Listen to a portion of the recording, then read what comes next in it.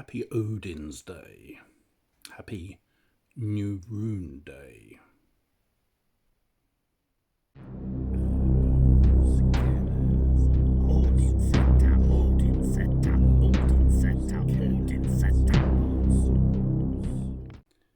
Now there's going to be no surprise in picking a new rune, as I'm going through the runes in their general order.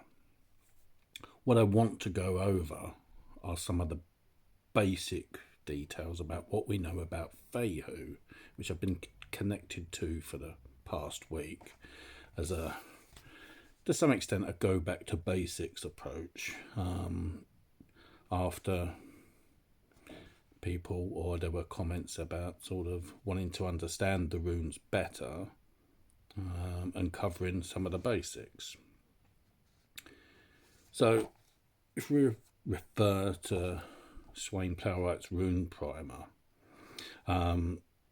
is reconstructed the rune poems which do not cover the Elder Futhark.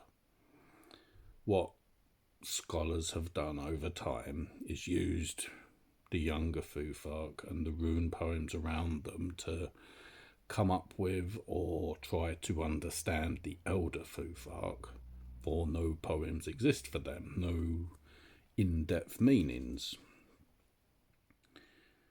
And Mr. Plowright sort of, for each of the runes, covers what are the Anglo-Saxon Futhark, the Icelandic rune poem for the younger Futhark, and the Old Norwegian rune poem, which really give off the same sort of vibe, I guess, in their poem or the poetic entries, which is why Fehu is associated with wealth, cattle, money, and obviously if you watch other YouTubers or other people that talk about what wealth represents, obviously today, by today's standards, our automatic, probably probable explanation for wealth is money. Whereas if you go back to sort of pre-Viking age, money was still a thing, but obviously cattle and sort of family are more important, are more of a signs of wealth or a way of achieving wealth than money by itself. I mean, at the end of the day, you can be as rich as you like, but if you're cut off from the rest of the world and you've got to survive, you can't eat it. Which is why really cattle, animals can be a better source of wealth. So I'm going to read the three different translations, starting with the Old English rune poem, which: money is a comfort to humans all, but each one should deal it out abundantly if he wants before the Lord to chance judgment. So that's the Anglo-Saxon rune poem. So for the old Icelandic, we have: money is kinsmen's quarrel, and flood tide's token, and necromancy's road. Finally, the old Norwegian rune poem: money causes kinsmen's quarrel, the wolf is reared in the forest. So make of that what you will, because really there are guideposts, but it's for you to determine your connection to a rune and to sort of, I don't know, connect to it and find out what it means for you. Now, additionally, if we refer to runes for beginners, I hope I've got the page bookmarked. Shouldn't take too long to find, you know, it's the first rune. In here we get sort of keywords: wealth, prosperity, abundance, reward, good health, beginnings. And a lot of people that write about the runes will offer, in general, sort of drawing the rune reversed or normal. My personal opinion on that is a rune being reversed doesn't matter. The runes are something to approach, and they float, I suppose I would use as a word. You might approach it from a reversed point of view, but that's your point of view. It doesn't change the rune. The rune, as a source of power, is constant. We are the ones that change.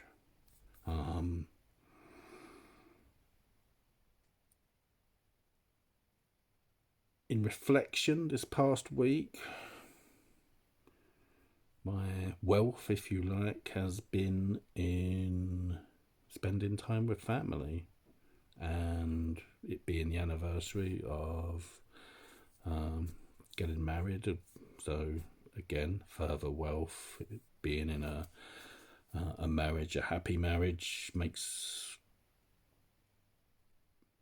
you sort of believe that you can sort of defeat all enemies, or sort of you are unstoppable.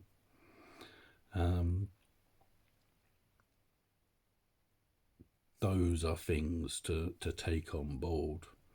And obviously Fehu, as another dimension to the runes, is used for writing and is quite straightforward compared to some of the other runes, in that it can or will represent F.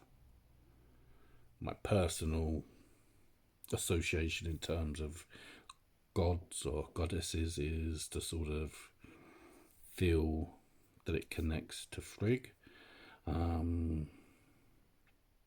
Personal feeling, it's again, one of the things this book offers up towards the back are a lot of associations, numbers, colours, deities, astrological associations, elements, and sort of some various other things. For example, associated colours for Fehu: brown, gold, light red, and associated deities: Frey or Freya. Elements: fire and earth. Fire's an interesting one. Earth, yes, I see, I feel that, but again, it's how you connect to it. There are no real definitive texts on these things other than what we get in the Heathenry.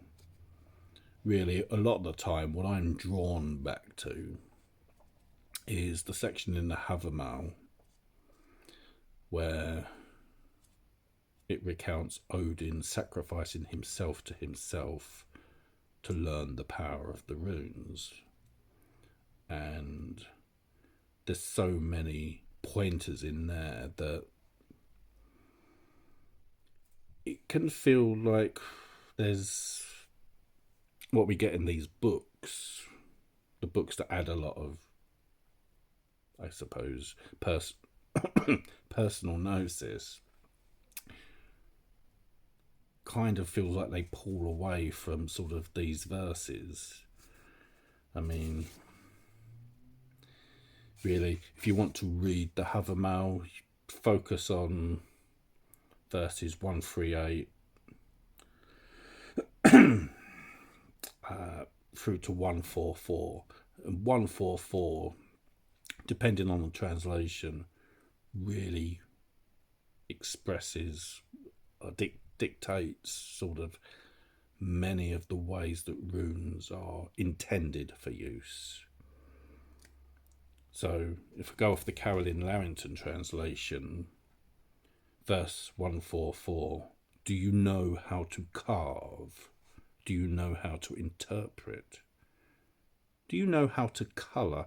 Do you know how to question? Do you know how to ask? Do you know how to sacrifice? Do you know how to dispatch? Do you know how to slaughter?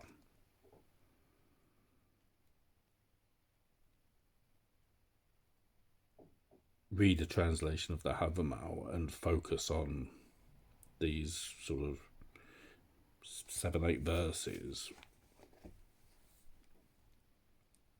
There you have sort of a principle guide, things to question and to interpret. Again, varying translations have different findings, offer different perspectives, and you can sort of then, as I have done, sort of looked at the original words and tried to translate it myself, and sort of then you end up sort of standing back again, oh, okay, this is where really you can find your power and work with the runes in the way that suits you. Or maybe you just want to, see or find out for yourself some of the information and make your own sort of conclusions about it.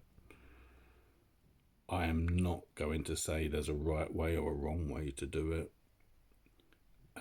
As I will say on repeated occasions, each time or oftentimes I will look at particularly sort of things in the Poetic Edda, the Havamal, and find that it offers alternate ways to look at it, or what is being said, what is not being said, what is being avoided being said.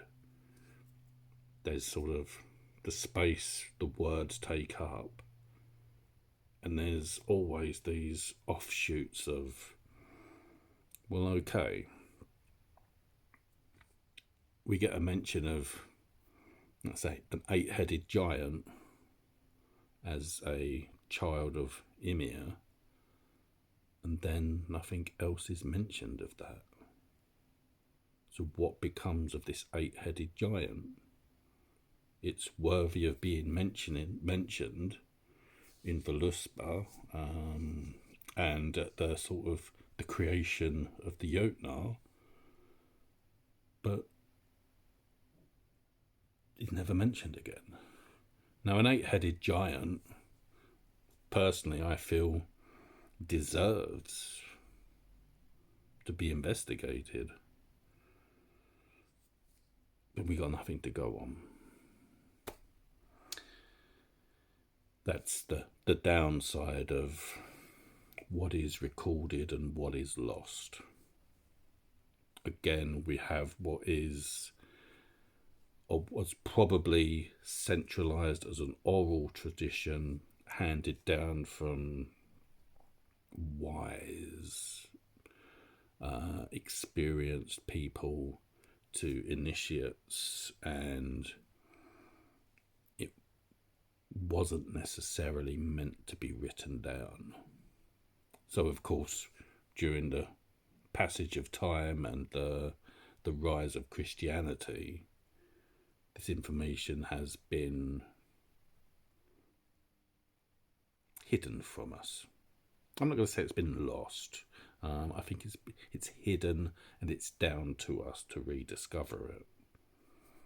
There are perils in doing that, but I'm going outside of just talking about the runes for the moment.